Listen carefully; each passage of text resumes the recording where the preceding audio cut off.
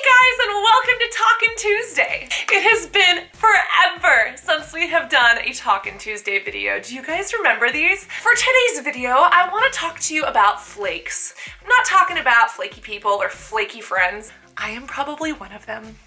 But instead, we are talking about the flakes on our scalps. You know that I have been suffering from dandruff. I have been dealing with dandruff since the winter and it has been absolutely killing me. But I have actually cured my own dandruff. My scalp is completely dandruff free. And I want to tell you what worked for me, what didn't work, and what made it worse. And if you're dealing with dandruff, maybe what you can do about it. And I'm working with Head & Shoulders on this video. But let me tell you, I've tried this. I have tried other dandruff products. I tried apple cider vinegar. I tried not washing my hair because I thought it would last longer. So first off, let's talk about the scalp and kind of understand what's going on. So during the winter, I started telling you that my scalp and my skin was really freaking out. And I thought that my scalp was just dry.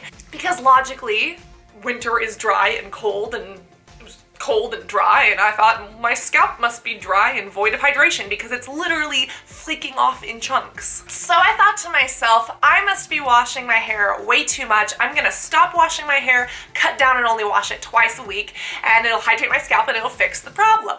Wrong! All that did was make my dandruff so much worse. Like, literally it was flaking off in pieces, and the most terrible part about it was that it itched. Like, literally itches so bad. I was not even wearing black. I should have worn black in this video. I didn't. I'm wearing orange. Just call me naranja.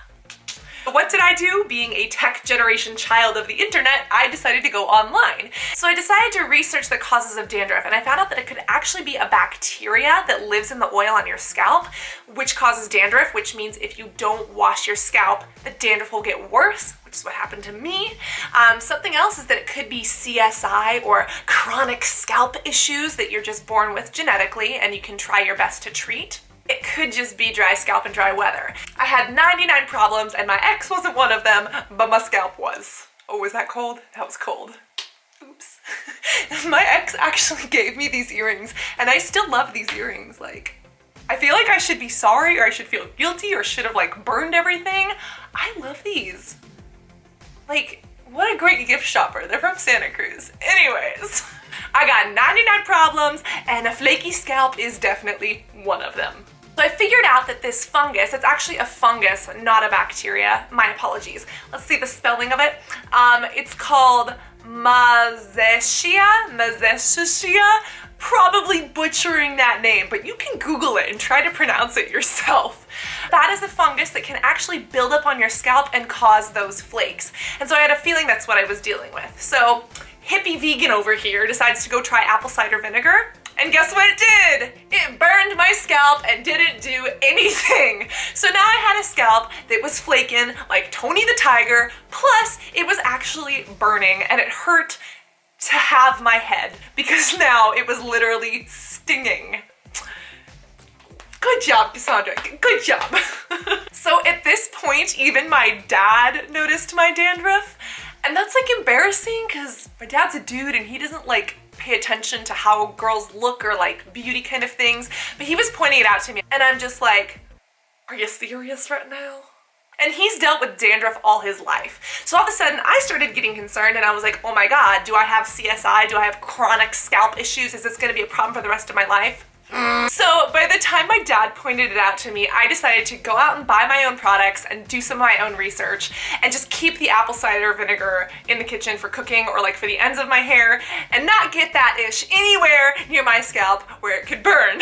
One of my friends actually works in the PR world at Head & Shoulders, and when I was talking about my issues, she's like, you need something that's clinical strength, and if you don't want to go to your dermatologist and like have a doctor look at your scalp and be like, yep, you got dandruff, and then give you a prescription, then you need to make sure that you're buying the right stuff in the aisles. Because again, if you're not treating the actual cause of your dandruff, it's only gonna make it worse. So I marched myself into that darn drugstore and picked up the clinical solutions. So when I actually got to the drugstore, it really brought me back to a time when I had acne. I literally felt like I was lost in the aisles and you're looking at all these products and you're like, words? English? What do all these words and products and chemicals mean and which one is right for me? So you know what I did? I consulted to Google. Thank God for Google, and thank God I am part of the tech generation. So me being a total nerd, I flipped over the back, read the ingredients, and this is the one that I picked up. Now this one is specifically formulated for anti-itch. And let me tell you, that was probably just adding to the problem because I was literally scratching all day long and just spreading whatever fungus that was over my entire head. I mean, you could see it. I had a patch here, I had a patch here, I had a patch here. It was terrible. But this one lathers really well, gets it on my scalp, and to be completely honest, it took me a little while to actually notice results.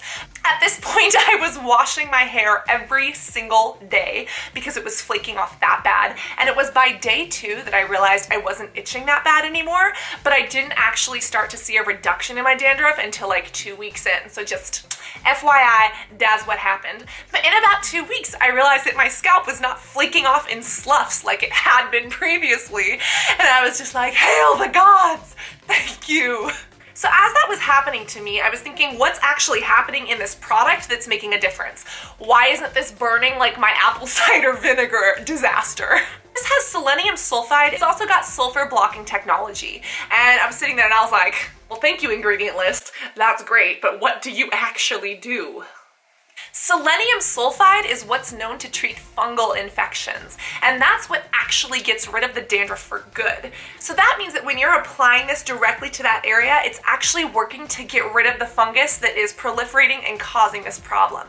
And I think that's why it took me about 2 weeks to see results, because I probably had so much done fungus up in here because I didn't wash my hair and let it spread that this literally had to take its time to get rid of all that fungus. But then once you get rid of the fungus, the problem goes away. At least it did for me. And like I said, I was washing my hair every single day, but then after about a week and a half, I stopped washing it every day because that's a lot of showers and that takes a lot of time, and I live in California and there's like a drought. So this is the little spot treatment or the leave-on treatment, and this just goes directly onto your scalp on days that I didn't shampoo. So zinc is a mineral, and when it's put on your scalp, it actually slows the process so those flakes don't come off as much. And because it sits on your scalp, it provides like 24-hour protection. After about 24 hours, your scalp has probably absorbed all of the zinc mineral that's been on it, so you need to reapply. And I am completely dandruff free. No more fungus living up on my scalp. And if it wants to come back, I'm gonna charge it some rent. So guys, I hope that you enjoyed this Talkin Tuesday. I am literally elated that I was able to get rid of my dandruff. Thank you for all of your help and support and comments and ideas on what I should use. I sincerely appreciate it. And this is literally the first Talkin Tuesday that we've done in probably 3 or 4 years. If you want more regular Talkin Tuesdays, let me know because I haven't done them in forever. And the name Talkin Tuesday is so stupid, but it's Tuesday and you and I be talking. So give this video a thumbs up if you learned something, or if you just like my spiffy orange shirt and my Spanish speaking abilities. Also make sure you hit the little bell button. It's like a little ding dong. Make sure you hit that so that you know when I upload. And I'm thinking of doing live video, like a live get ready with me, or even like a challenge or like a live explore the world with me. Let me know if you want me to do a live video so that you and I can talk in real time. I'll consider doing it. I'll think about it. But you have to hit the ding dong button, otherwise you won't know. I love you. I hope that your day is as beautiful as you are, and I cannot wait to see you in the next video. Love you. Bye-bye.